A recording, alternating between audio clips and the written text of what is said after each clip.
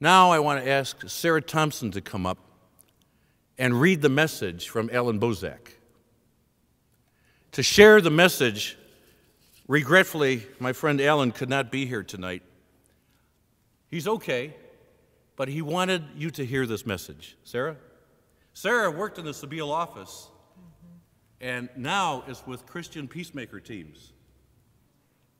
Dear friends, as I write you, you have already been deliberating all day, and I had hoped fervently that I might be with you, to learn from you, and hopefully to share with you.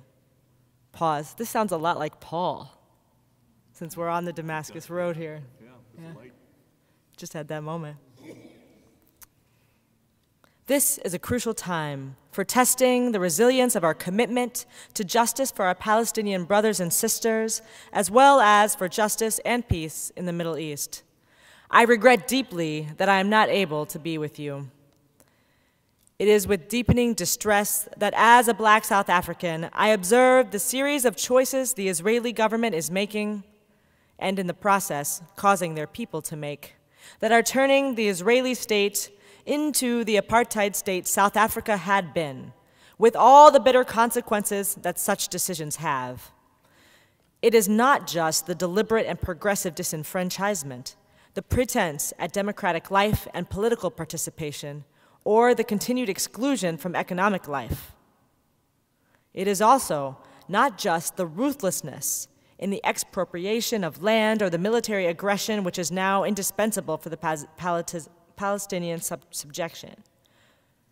It is even further not just the systemic decimation of a total generation through imprisonment, deprivation, denial of human rights, nor is it the reality that every longing for free and dignity means death in one form or another.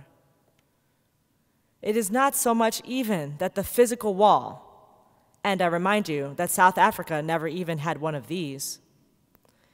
It is what the wall represents, in which apartheid South Africa will immediately recognize itself.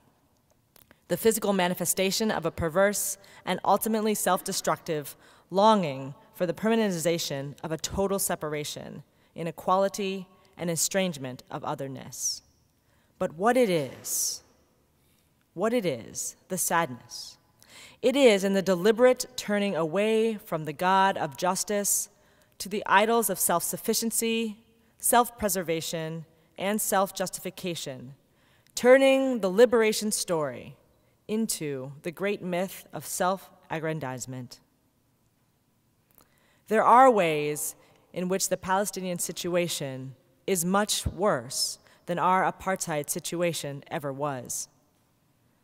Think on just this one instance. Almost from the very beginning, there were nations and pockets of people within nations that we could turn to in our struggle for freedom and justice. Even if just for appearance's sake, for a long while the United Nations offered political support. We could even turn to the churches in the US, to the Black community here for understanding and solidarity who, with their active participation in our struggle, recognize the dignity of fighting for justice everywhere. With the situation the way it is in the US right now, the question that plagues me is, who can the Palestinians turn to? If not for justice, then for at least compassion. If not for freedom, then for at least understanding. If not for dignity, then for at least solidarity.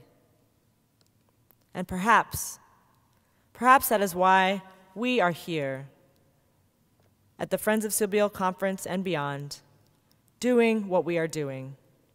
We owe our brothers and sisters at least that much. Someone they can turn to as they continue their struggle so that all may find peace. God bless you all. Alan Boesak. Well done.